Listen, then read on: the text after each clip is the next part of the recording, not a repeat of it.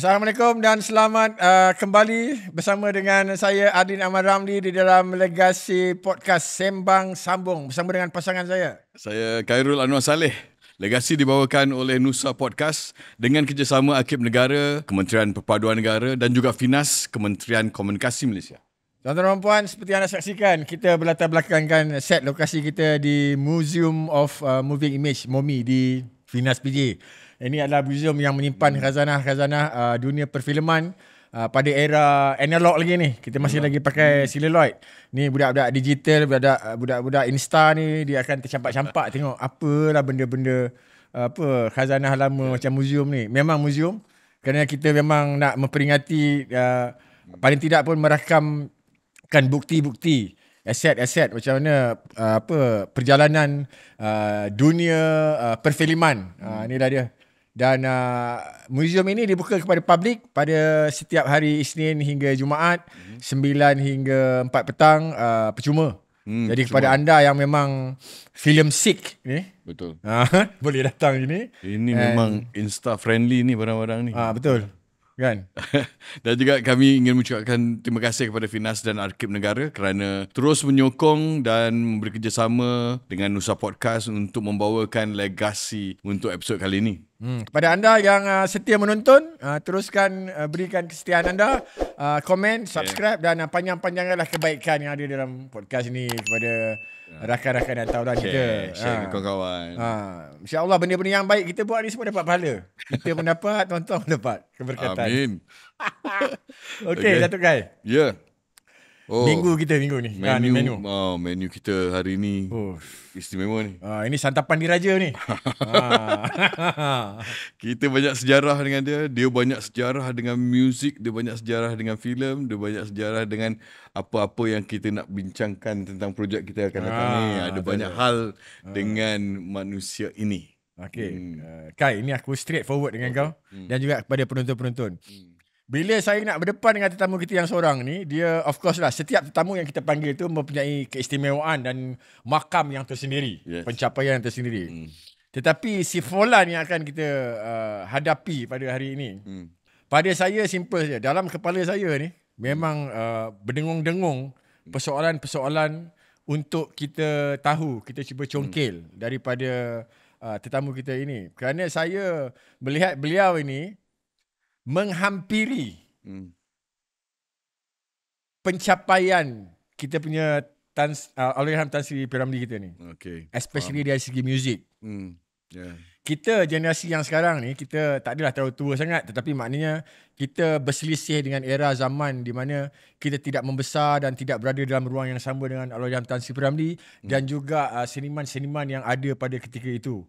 Di mana mereka ini berkarya menghasilkan mutu kerja yang membanggakan, yang kita kagumi, yang membawa nilai budaya dan identiti muzik kita contohnya. Jadi menerusi tetamu yang akan kita hadapi hari ini, persoalan aku adalah menggunakan pemahaman dan kejadian beliau setakat mana yang beliau faham tentang dirinya dan kemungkinan apa bentuk manusia Tan Sri P. Ramlee itu. Kita akan cuba tanyakan ni, menggunakan beliau untuk kita memahami. Dia macam portal untuk kita transform and pergi ke zaman memahami P. Ramlee tu lah. Jadi aku tiba-tiba teringat filem Silence of the Lamb. Silent of the Lamb Kita interview lektor untuk tangkap yang tu cerita dia. Jadi tuan-tuan, saya bagi amaran keras kepada anda semua. Kalau misalnya kata perbincangan kita ni akan terjerumus dalam kelautan paling dasar sekali ataupun terbang ke langit angkasa raya, bertahan, mengucap selawat, insya-Allah kita akan kembali ke pangkal jalan. Kita cuba nak cari kebaikan dan mendapat amanat daripada apa sesi yang kita ada pada kali ini. Pembukaan pada ni. Okey? Yes. Ini intro tetamu yang paling panjang sekali ni. Betul. Punya tabelit kita nak meletakkan kita macam mana tu. Skrip ni kita tak tak payah pakai. Skrip ni untuk budak-budak aje. Okey, tuan-tuan dan puan, kita saksikan VT Playback introduction kepada tetamu istimewa kita dalam Legasi Podcast Sembang Sambung kali ini. Saksikan. dilahirkan di Bukit Panjang, Singapura. Beliau bukan sekadar penyanyi, malah penulis lirik, pencipta lagu, penerbit album, pelakon, pengarah dan juga pelukis. Bermula dengan kumpulan kembara pada awal 80-an, beliau mengubah landscape muzik tempatan dengan lagu-lagu berjiwa rakyat. Beliau kemudiannya mengukir nama sebagai penyanyi solo dengan album ikonik seperti Solo, Saudagar Mimpi, Canggung Mendonan, Phoenix Bangkit dan Sang Pencipta. Kehebatannya bukan hanya dalam muzik, malah juga di layar perak. Wataknya dalam filem Kembara Seniman Jalanan, Selubung, Puteri Gunung Ledang memperkukuhkan statusnya sebagai seniman serba boleh. Dianugerahkan gelaran Datuk dan ijazah kehormat Doktor Falsafah. Beliau bukan sekadar penghibur, tapi pencipta budaya, perintis seni dan maestro muzik Malaysia. Legasi podcast Sembang Sambung dengan bangganya membawakan kepada anda Datuk Dr. Sifu M. Nasir.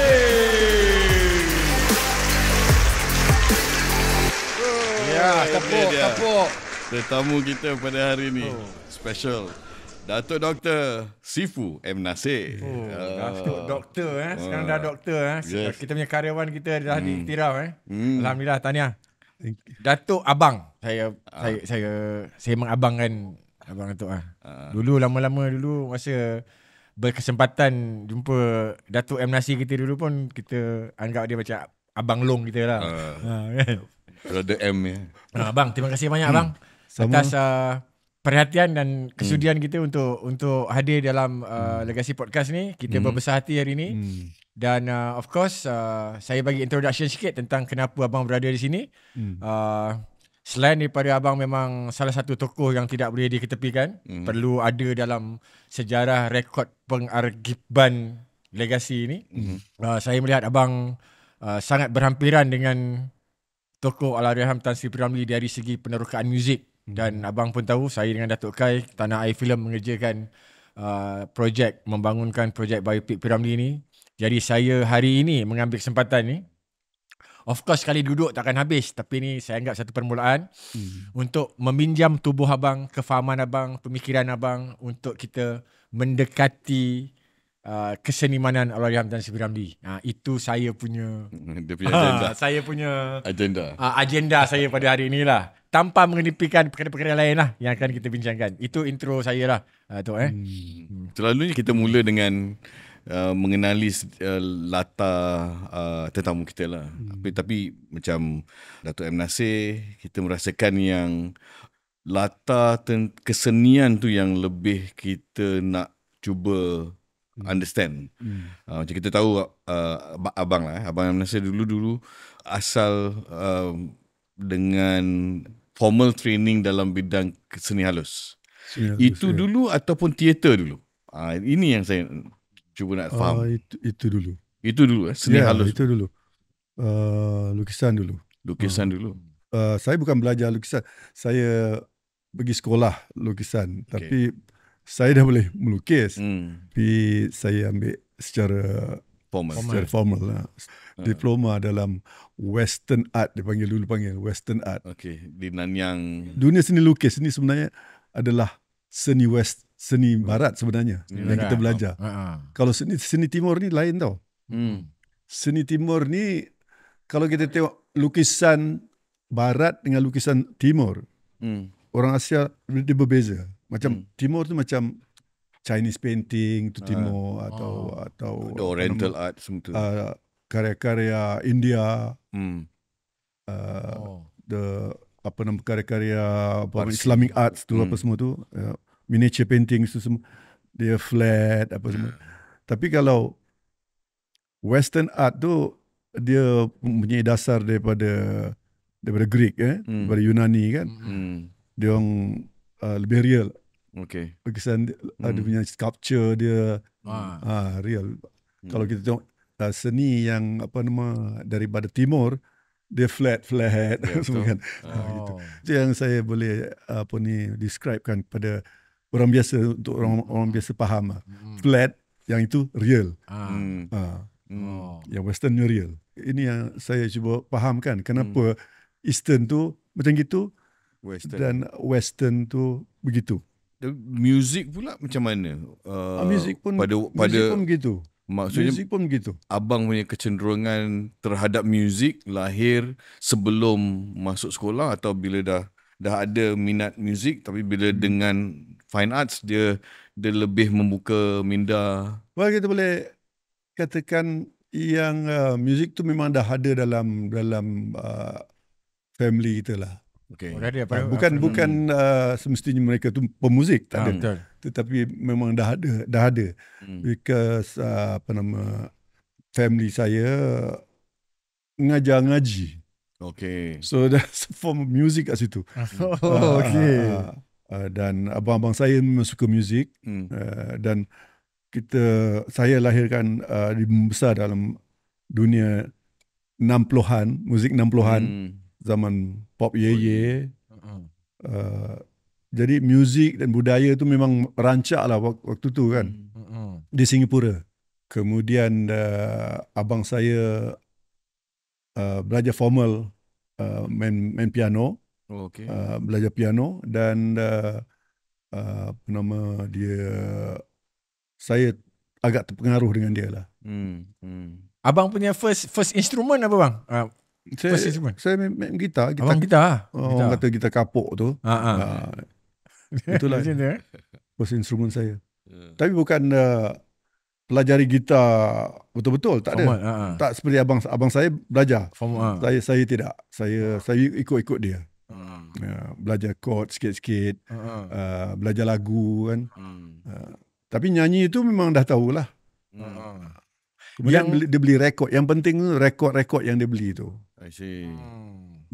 Apa rekod-rekod yang mula dapat perhatian Dato' Nasir? Yang sekarang saya boleh katakan yang dia mempunyai taste yang agak sophisticated lah dia. Taste yang bagus. Dan dia beli semua yang cutting edge punya rekod. Rekod-rekod yang ikonik. Kalau sekarang ni macam rekod-rekod daripada Grammy Awards punya records kan, yang menang Grammy Awards. Band-band dulu pada waktu tu rock memang besar. Dan band-band yang ikonik, yang betul bagus lah, yang tertinggi lah, yang paling berpengaruh lah. Contohnya bang? Contoh dia kalau band rock yang heavy metal tu Led Zeppelin. Umpamanya orang semua mendengar muzik Deep Purple, tapi dia tak beli Deep Purple, dia beli Led Zeppelin. Led Zeppelin. So sekarang ni kita kata Led Zeppelin tu lebih mempunyai pengaruh daripada Deep Purple. Tapi di kalangan masyarakat Melayu, Deep Purple tu besar. Deep Purple tu lebih besar daripada Led Zeppelin. Betul. Tapi kita mendengar Led Zeppelin. So saya nampak macam dia, kalau orang pilih itu, dia pilih ni. Macam itu. Jadi saya agak terpengaruh dengan dia. Macam itu. Bang, yang dia mengaji di rumah siapa? Arwah bapak lah. Bapak. Jadi arwah bapak dia mengaji anak main music and then dengar Led Zepp tu macam mana? Dia punya pertambungan tu macam mana? Itulah Melayu, macam itu. Macam itu. Bukan setakat Led Zepp, tapi blues yang karat-karat ni semua. Blues karat semua keluar. Semua kita dengar. Arwah bapak punya pandangan terhadap ni anak-anak punya kecenderungan muzik ke?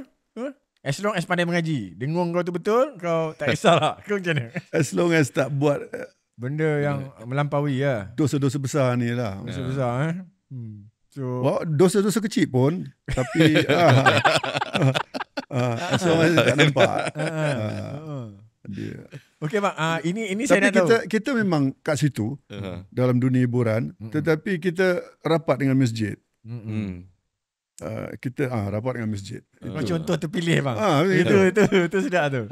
Tapi dulu mengimbangi. Waktu di Singapura dulu, bila cerita pasal M. Nasir waktu tu, kita punya image M. Nasir di Singapura pada zaman saya 80-an, M. Nasir ni seniman jalanan pakai bag dia buat daripada sejadah.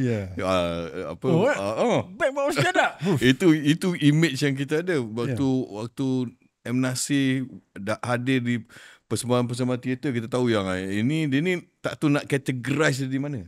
Tak, ni bag yang dibuat sejadah ke ataupun sejadah yang di-bagkan? Dia lain. Dia lain. Sejadah yang di-bagkan. Yang di-bagkan. Sejadah yang di-bagkan. Sejadah yang di-bagkan. Sebenarnya saya mencari material yang boleh dibuat bag. Tetapi jadi sejadah aja yang kau jumpa. Setakat nak. Dahsyat bang. Tapi nak create identity, nak ada some bentuk identity yang mesti nak lain pada orang lah. Yeah. Orang tak ada lah. Itulah yang kita apa nama? Dalam art tu dia punya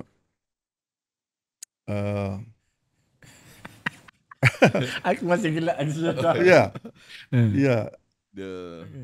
Dia positif dengan negatif ni dia seiring. Dia jalan sama. Aku suka tu. Aku suka statement itu yang buat kita merasa macam budak-budak art. Bila masuk, kita nampak yang M. Nasir punya persona dalam muzik. Banyak juga pengaruh-pengaruh persona dari dunia visual art. Ada Andy Warhol di situ, ada Duchamp di situ, ada yang artis-artis yang macam pilihan lagu tu Led Zeppelin. Ini artis-artis yang ada dia ada banyak shock value tentang taste and all that. Waktu tu kita tengok M. Nasir ni lain. Waktu tu. Ya, kita seronok dengan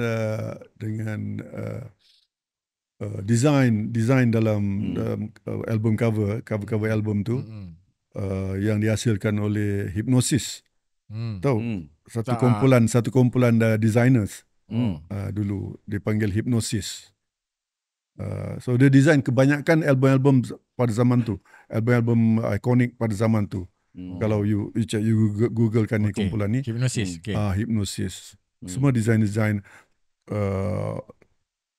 Led Zeppelin ke ataupun Pink Floyd ke apa semua design album cover dia tu banyak daripada Hipgnosis ni lah.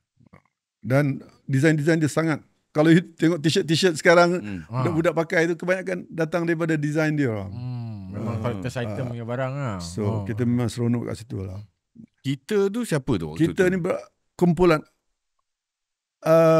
satu komuniti yang apa dia panggil invisible jugalah dia. Macam tak nampak. Dia tak nampak tapi dia ada. Ini macam Illuminati lah ni. Macam gitulah. Kan? Jadi secara formal macam tapi dah agak baru lagi, macam Jalil umpama Jalil Ngah. Kumpulan macam itulah. I see.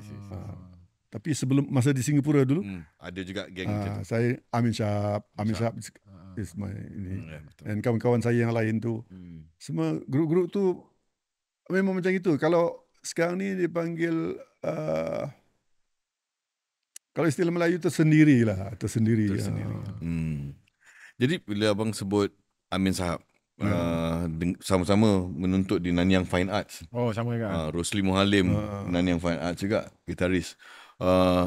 Tapi langkah pertama masuk dalam dunia seni, dunia muzik secara fizikal atau secara profesional, itu melalui penulisan lagu ataupun lirik dulu kan bang? Penulisan lirik, ya. Lirik. Apa yang, macam mana pintu tu boleh buka? Okey lah, itu pun kalau nak dikatakan kelakar, pada saya agak kelakar pada mereka yang faham dalam bidang hiburan ni, boleh anggap itu sebagai satu kejadian yang kelakar lah. Kan? Saya bermain dengan tubuhkan satu kumpulan untuk orang kahwin ni lah. Okay. Orang kahwin ni. Kita namakan grup tu The Wizard. The Wizard. The Wizard. Kita tak tahu. Wizard. The Wizard. Tak adalah laku sangat. Tak seperti Sweet Charity memang power dekat orang kahwin. Tak ada. Lagi pun kita baru dan adalah jemputan sikit-sikit kan. Dan saya tinggal masa saya sekolah di Nanyang juga, saya tinggal di satu rumah berbentuk kolonial punya design. Okay. Rumah lama. Yang menghuni tempat tu ialah family, satu family, dan saya berkawan dengan seorang di situ, pemuzik yang dalam band saya. Dan dia punya abang ipar dia adalah pemuzik. Okay. Pemuzik profesional dan arranger apa semua, dan mengetuai satu kumpulan yang bermain dalam restoran Cina. Okay. Tapi dia memang arranger. Dia memang arranger. Dia memang macam combo. Dulu dia panggil combo ni semua kan. Main kat dalam restoran Cina ni. Dan satu hari dia saya praktis di rumah dia. Dalam rumah juga tempat tu kita praktis untuk kita punya kerja. Dalam masa yang sama saya melukis. Saya jadi pelukis. Dan masa tu saya praktis, sedang praktis. Dan dia ni yang pemain muzik yang ketua combo ni dia ditawar untuk menjadi producer dalam syarikat Polygram. I see. Dan kerana kita kenal dengan dia, sebelum tu saya tak tahu dia ditawar, tapi saya menawarkan dia untuk buat lirik dan dia buat lagu. Sebenarnya saya nak buat lagu, tapi kerana saya respect dia arranger, pemuzik dan arranger, jadi saya cakap saya buat lirik ni, you buat lagu. Okay. Dan tapi besoknya dia pula datang pada saya dan cakap dia sekarang sudah ditawar untuk menjadi producer. I see. Producer pada untuk di Polygram ni. Polygram. Dan dia akan menerbitkan satu album untuk satu grup yang datang dari Penang. Okay. Dan demi ahli kebanyakan semuanya bukan Melayu. Okay. In fact, mereka tu orang India 3, Cina 2, dan orang putih 1. Okay. Kita belum tahu lagi lah nama tahu lagi lah. Okay. Nama kumpulan tu Alley Cats. Dari Penang. So dia kata, okay, you buat lirik, okay, dia buat lagu, dan dia ajak saya pergi jadi assistant dia, bantu dia lah untuk dalam pembikinan album tu. Berapa lagu bang? Saya nak tahu. Semua lirik tu. Semua lirik tu semua lirik tu saya buat. Tapau semua. Tapau semua. Orang macam ni dia memang jangan diberi peluang. Dia buka je memang. Itu memang dia.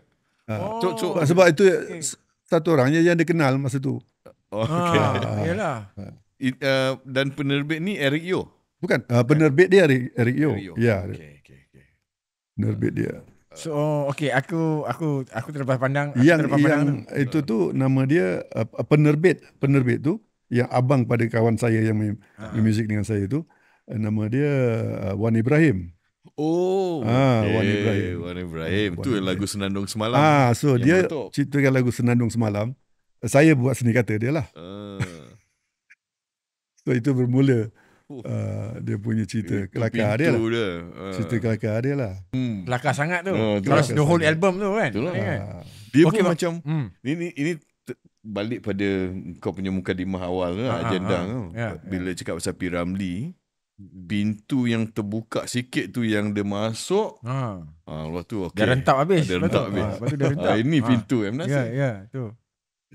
Okay bang, kita nak sambung episod tu. Maknanya abang enter sebagai lyricist, and then of course lah dan satu album which is Alley Cat rupanya kat situ. And then saya nak tahu cerita kelakar lain macam mana abang into composition pula, songwriting ni. Songwriting. Abang ni first yang publish lah. Songwriting ni jadi saya dah mula berjinak-jinak dalam dunia rakaman dan penerbitan.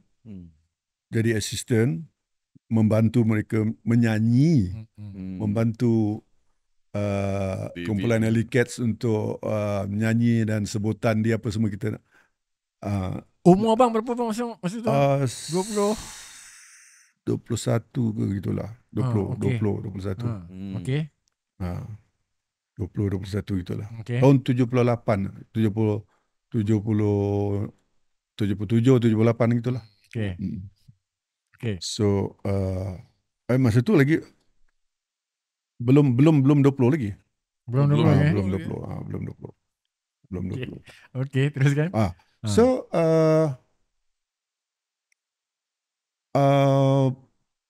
kemudian kerana banyak kerja, benda ni dibuat secara profesional dan memang banyak kerjanya.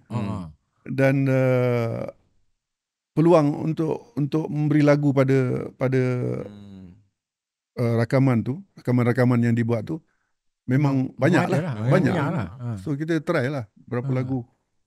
Kalau tak silap saya, sebelum Alley Cats macam Black Dog Bone, kumpulan, even banyak yang band-band club yang diberi opportunity untuk rakam album, dan banyak juga lagu-lagu sebelum tu yang copyright control dia saduran daripada muzik barat. Mungkin ada satu peralihan from the business point untuk start buat lagu sendiri atau produce lagu-lagu sendiri. Ya, itu memang budaya pada waktu itu. Menyadur lagu-lagu daripada barat, bukan setakat barat, Hindustan, mana saja, Hindustan ke Jepun, China, apa semua. Itu satu budaya yang memang rancak pada waktu itu.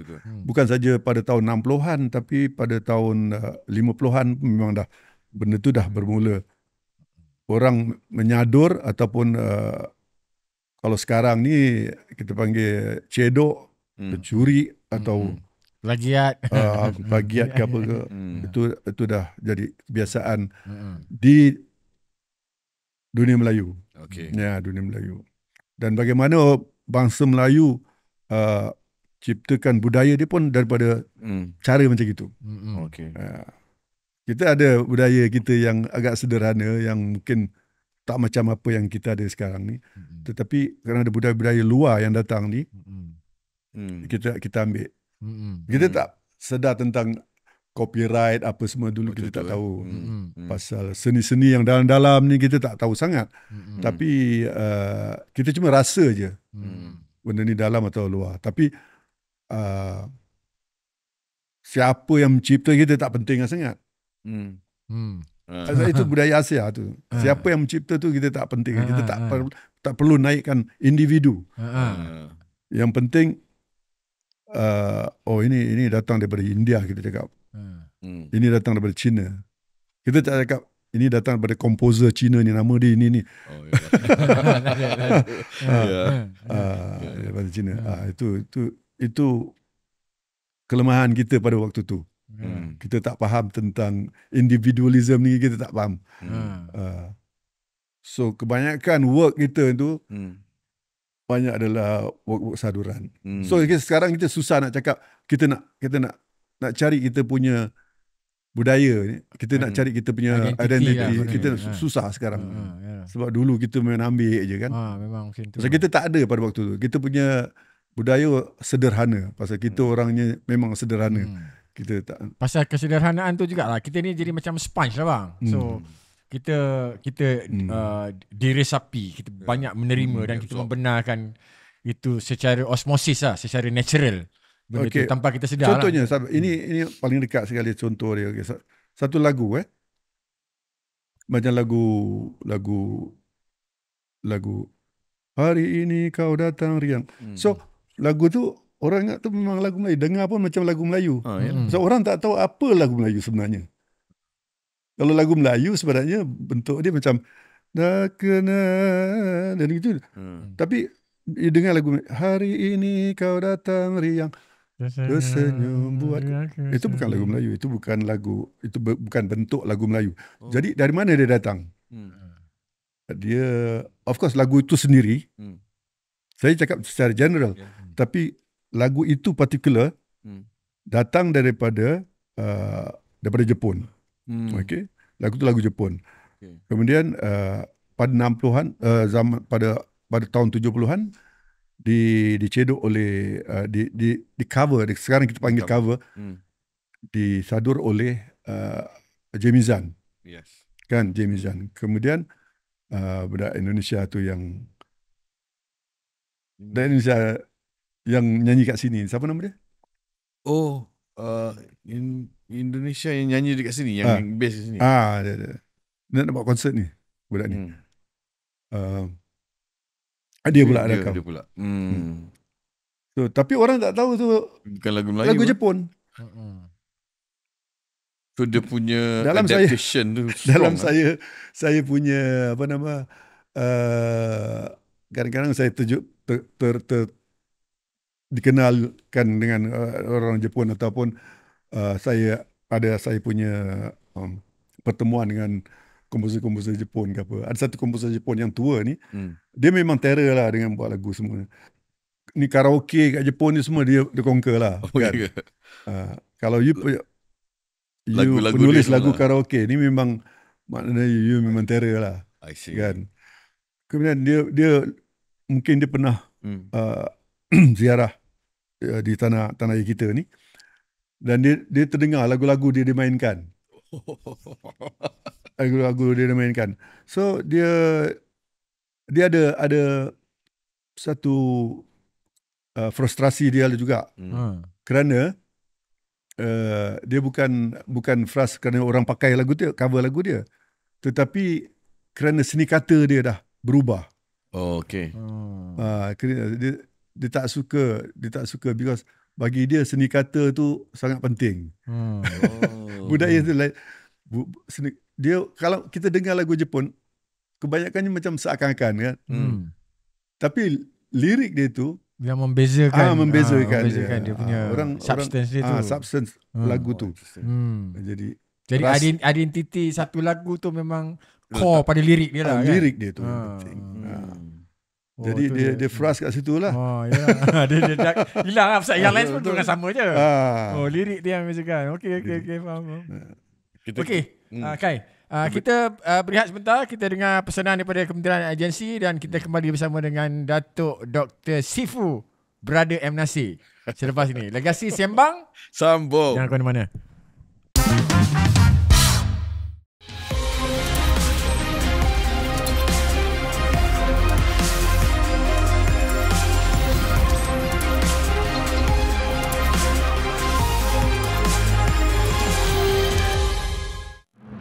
Museum of Moving Image ataupun singkatannya kami panggil MOMI lah. Ditubuhkan pada tahun 2016. Asalnya diwujudkan dari galeri perfilman yang mana terletaknya di Jalan Pahang Kecil. Kita pindahkan ke Finas Petaling Jaya dan kita wujudkan Museum of Moving Image ataupun Museum Image Bergerak lah. Dengan penggunaan teknologi yang terkini, artifak-artifak ini kami telah digitalkan. Pengguna boleh melihat artifak-artifak ini dalam format 360 darjah di dalam peranti pengguna itu sendiri.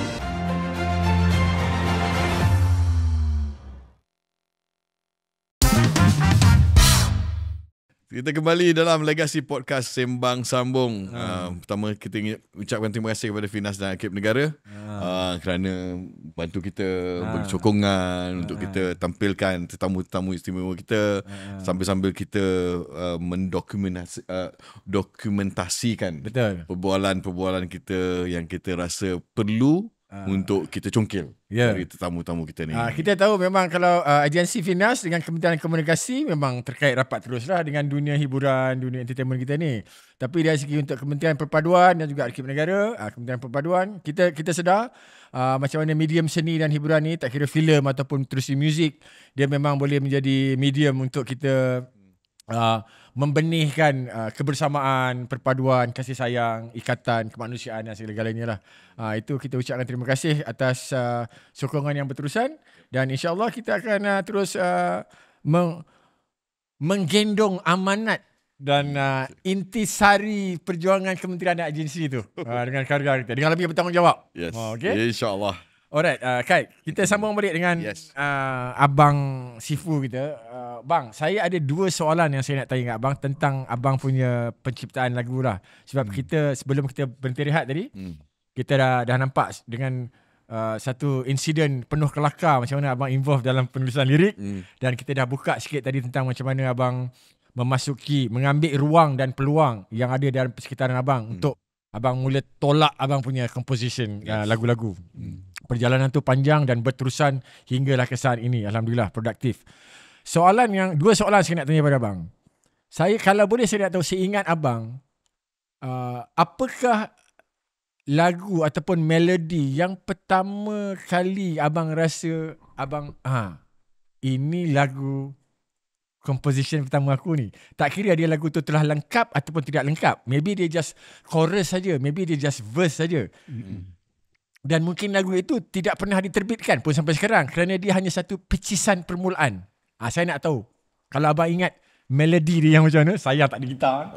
Itu. Dan soalan kedua saya adalah, apakah lagu-lagu composition Abang yang telah pun diterbitkan, yang pernah diterbitkan, yang telah pun kita dengar, yang proses penciptaannya mengambil masa ruang yang terpanjang untuk lengkap dan sempurna sebagai sebuah melodi ataupun lagu yang sempurna lah. Soalan pertama dulu Bang. Dan kedua, Abang boleh jawab sekali serentak. Silakan. Soalan you kalau masuk dalam peperiksaan sekolah saya ke, saya ingat saya akan fail. Saya akan gagal. Kerana saya tak tahu. Saya tak ingat lagu yang pertama saya buat. Okey.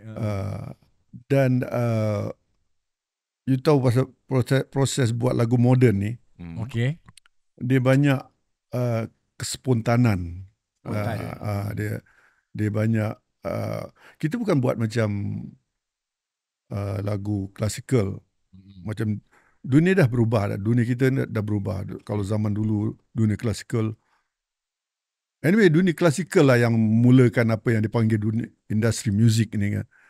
Classical music yang membuat muzik itu penting dalam dunia, dalam masyarakat.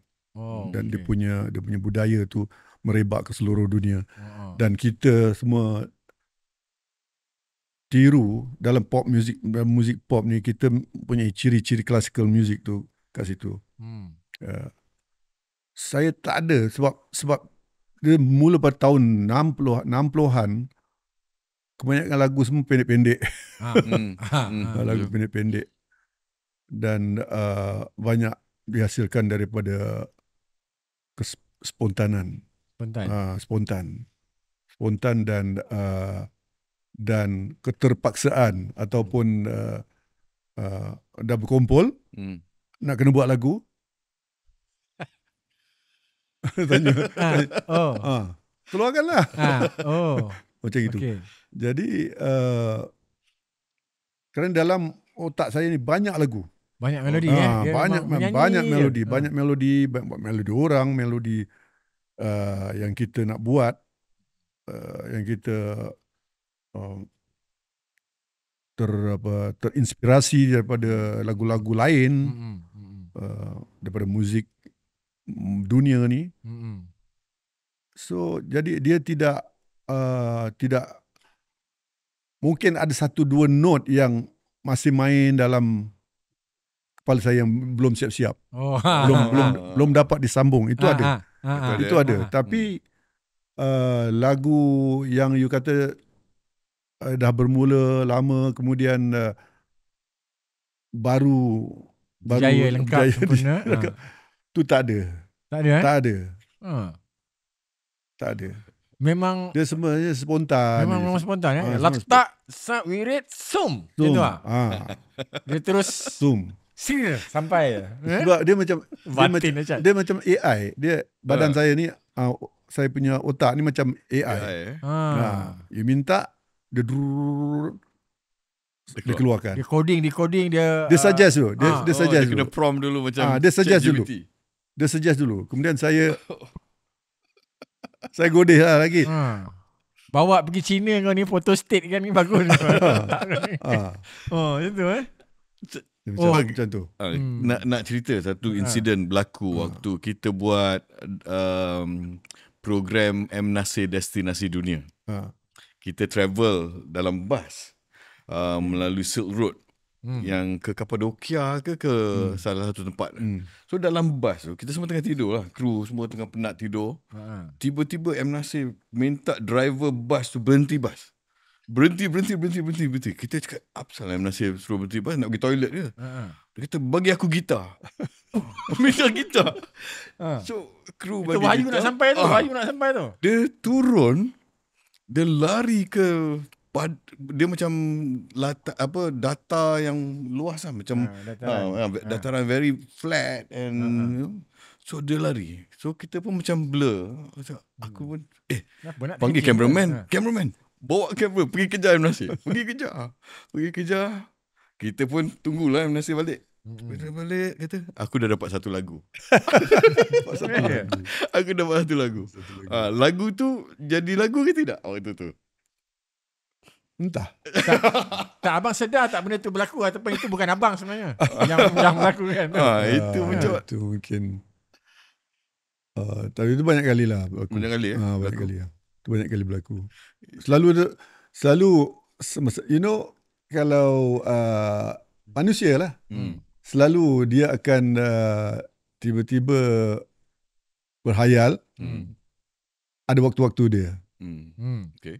Dia selalu pergi masuk bilik air ke apa kan. Bab tu dia hayal. Piramli tu gitu. Piramli air. Kalau dia pergi nak tidur, sebelum tidur macam-macam ada akan berlaku kat kepala. Kemudian sembahyang. Masa sembahyang selalu benda-benda masa tu lah dia datang. Separuh daripada gangguan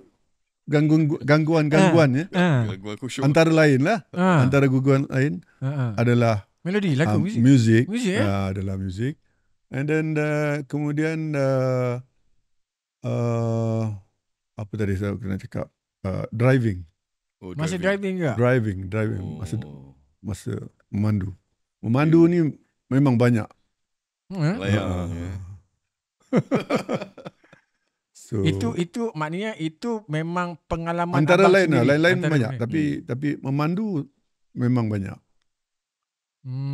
So kadang-kadang masa memandu tu, tapi nak ingat balik lagu tu susah. Susah. Ada orang boleh. Bila dia teringat satu melodi ke apa, satu lirik ke apa ke, dia nyanyikan. Lepas tu kadang-kadang dia lupa. So biasanya saya akan struggle untuk merakam tu lah. Kalau saya ada telefon kat situ. Tahu dulu saya buat Walkman kan. Okay. Saya akan buat macam itu. Okay. Dapat sikit pun jadi. Bila dapat 2-3 note dah boleh kita boleh pecahkan lagi jadi sebuah lagu yang interesting. Jadi bang, saya cuba nak faham. Maksudnya input tu hampir saja input muzik lah, pengaruh muzik yang didengar, yang dipikirkan itu memang hampir saja berlaku secara harian, bertahun-tahun. Senses kita, antena kita memang sentiasa alert pada benda-benda itu. Itu input yang abang selalu dengar. Dan apabila selain daripada lintasan yang saya sebutkan tadi lah. Lintasan masa tengah driving ke, tengah bus tiba-tiba berhenti gitu. Saya anggap itu macam lintasan lah. Selain daripada kejadian mistik yang macam tu, dia adalah apabila ada tuntutan, macam cakap tuntutan. Okay, contohlah producer cakap, kita nak 2 lagu, besok 2 hari mesti siap, ini. Bila tuntutan tu perlu, then that is where the AI doing the work and then produce that. Itu basically abang punya nature of creation lah yang abang kenali sekarang ni. Itulah Itu antara lain. Bagi saya yang lain yang lebih dalam sikit pun tak apa. Yang lain kita nak buat. Memang nak buat. Memang nak buat. Nak meluahkan, contohnya melalui satu peristiwa yang gaduh dengan bini ke misalnya kan. And then kita mula keluarkan ekspresif lah. Memang itu. Macam kita nak buat skrip lah gitu. Macam kita nak buat skrip.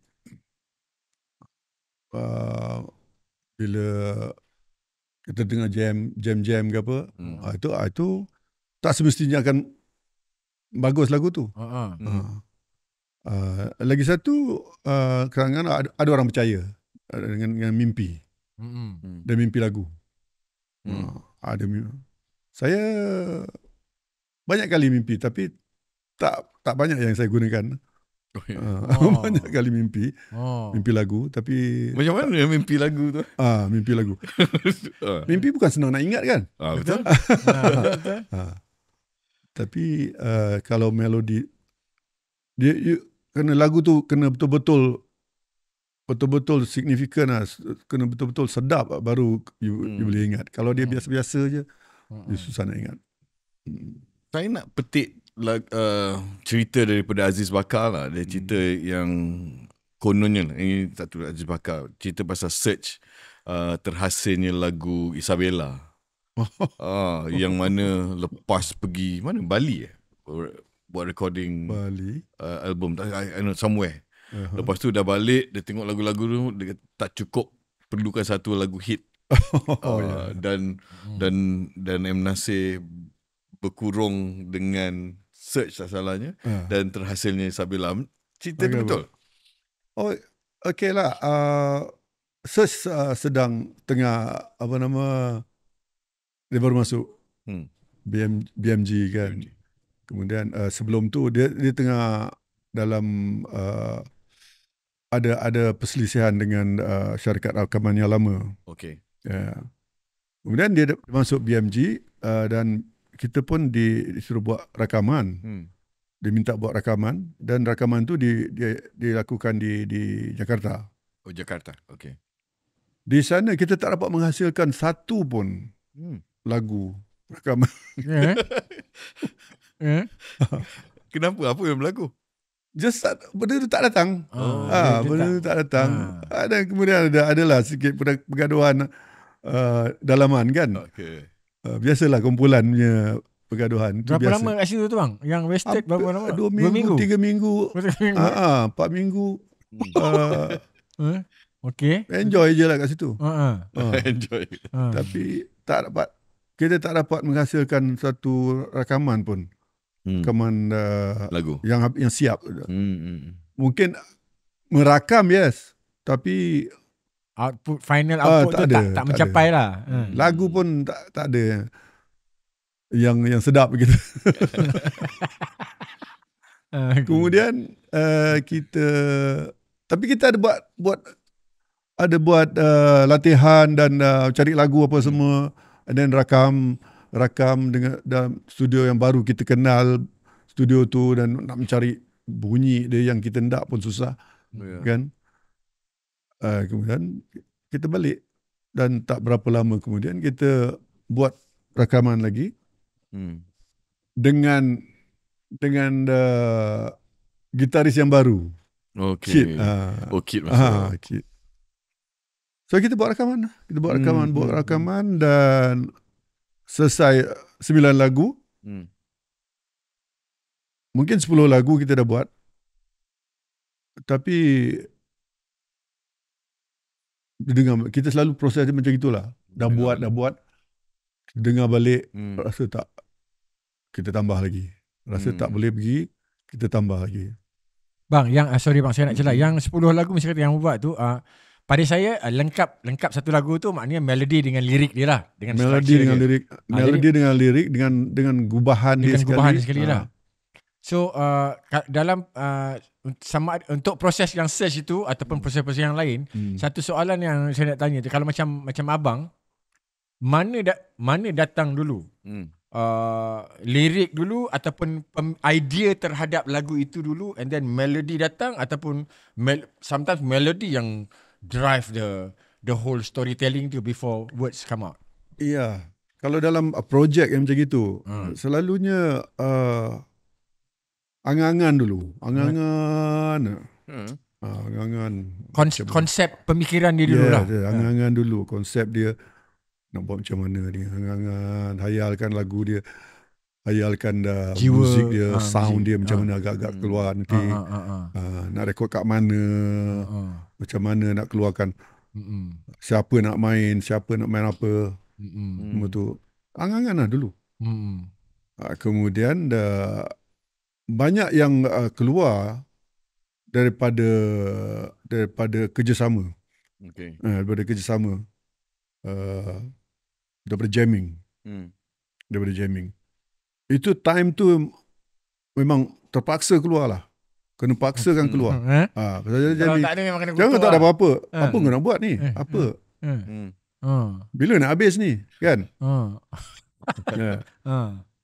So that's why it's sebab tu hasil karya satu band selalu lebih menarik daripada solo artis. Solo artis sebab dia proses dia tu sangat banyak kerjasama, banyak kerjasama dan banyak adventure dia lah, kan? Dan banyak nilaian retrospektif, apa dia panggil, korek balik, dengar balik apa semua tu kan, kritik dan macam-macam lah apa yang berlaku. Bang, penulis lirik terlibat sama kan dalam proses jamming tu? Kadang-kadang kita ambil lirik yang dah ada orang tulis, ada orang hantar, ada kadang-kadang dia macam lolok, dia kadang-kadang dia ikut sama dengan rakaman. Dia buat sibuk lah kat situ kan, tengok macam mana mood budak-budak ni kan. Lepas tu dia layankan daripada pengalaman dia, daripada kat mana dia pergi, yang dia pernah pergi. Lepas tu dia datang dengan idea baru, apa nak cerita, kan. Dia daripada rakaman lain, dia mungkin dah buat benda lain. Lepas tu nanti search, aku nak buat macam ni, pasal dia dah buat yang itu. Kan. So dia nampak kita punya rakaman tu istimewa lah, kan. Yang penting dia semua nak tunggu majlis ni. Betul. Semua nak tunggu majlis. Majlis. So sebenarnya proses nak menghasilkan majlis tu sangat demanding lah. Sangat demanding. Tak tahu, orang tak tahu apa. Kalau you malas, kan, memang tak jadi lah. Tapi selalunya bila kumpulan-kumpulan yang dah berpengalaman ni kan, dia orang selalu ambil jangan mudah. Dia selalu kalau datang je tekanan tu, nanti dia action nak relax. Dia relax. Kalau baru-baru, yang seronok tengok baru-baru. Tapi yang bila dah experience tu, datang mengelak dia lah. Datang mengelak dia. Baru-baru tu bagus. Baru-baru tu yang bagus. Dia ada dia punya angst tu. Dia punya nak tolak tu kan. Dia punya pandai, dia punya bodoh apa semua keluar. Itu semua jelas. Itu yang sedap. Tapi kadang-kadang kita tak tahu, kita tak sedar benda tu. Tak sedar. Jadi kebanyakan yang kalau kita study daripada kumpulan-kumpulan barat dah yang besar-besar ni, semasa mereka baru-baru selalu menghasilkan karya-karya yang bagus kan, yang dia bagus. Ada attitude kan, dia ada terasa dia punya tapi karya-karya dia yang ujung-ujung tu mereka rasa bagus. Mereka rasa benda tu dah mature, benda tu dah mantap apa semua kan. Tetapi kebanyakan orang lebih suka apa yang dihasilkan mula-mula dia.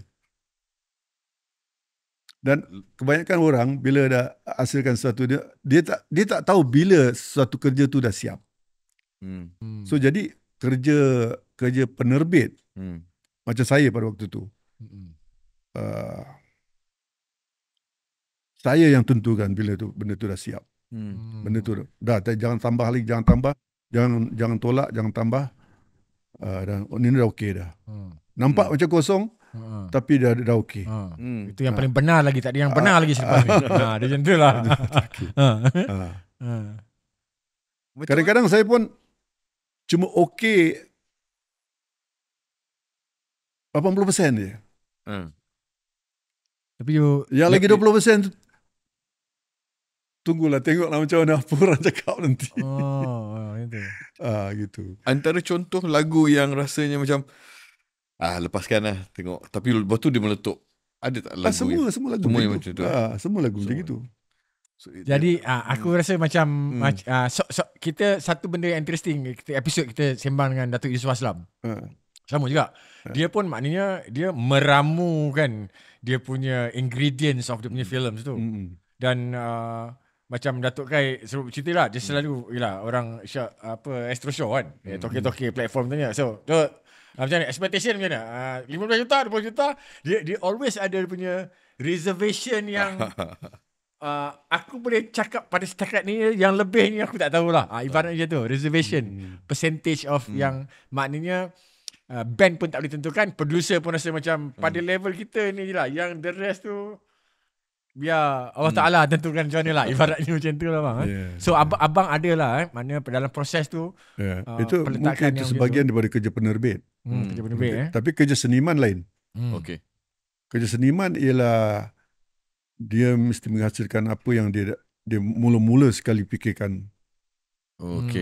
Cetusan dia tu dia kena realise kan sebaik mungkin lah. Konsisten dengan benda tu lah. Penerbit ni dia tengok overall. Dia tengok dari segi seni dia, bukan saja seni dia, tapi dia punya bagaimana nak cari dapatkan kepuasan dari sudut pendengar. Macam pendengar. So macam mana abang bezakan role? Because you seniman yang menulis dan ini, dan pada masa yang sama penerbit lagu orang dan lagu sendiri. So macam mana dia tukar hat tu? Sejadah yang berbeza-beza.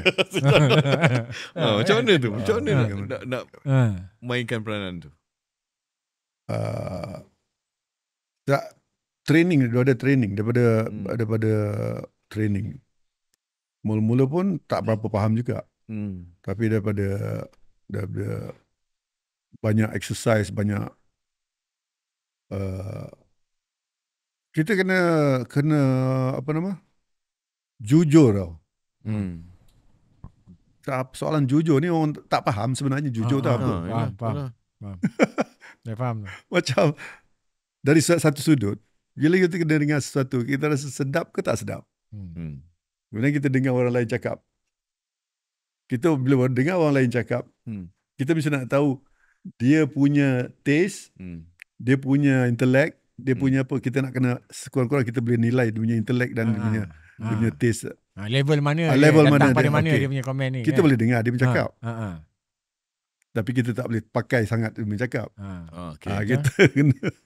Kita dengar kita punya cakap.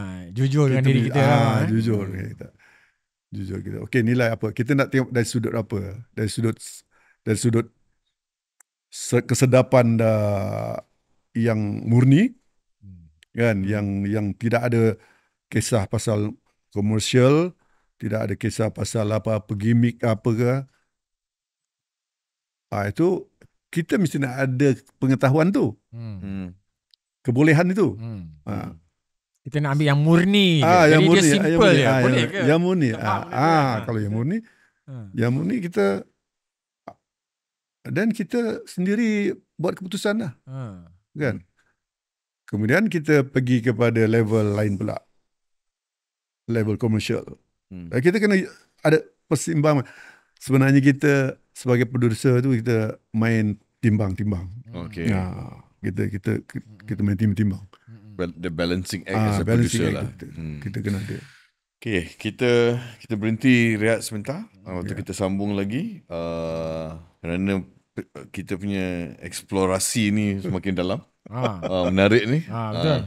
Dia aku cuba nak sebut dalam setakat perjalanan kita titik ni tu, aku always macam try to be consistent dengan antena yang ada dalam kepala aku ni. Aku nak duplicate pengalaman itu dengan besar-besaran Allahyarham Tan Sri P. Ramlee ni. Dia dengan community dia dengan rakan karyawan dia. Kolaborasi tu yang dia dalam bilik air dia masa dia tengah isap rokok, dia conteng dia punya. Itu semua benda-benda yang nak cari kesamaan tu. Okay. Jangan ke mana-mana kita naik ke makam yang lagi atas lagi ni. Sembang sambung. Wirid. Sejadah jangan lupa. Jumpa lagi. Cakap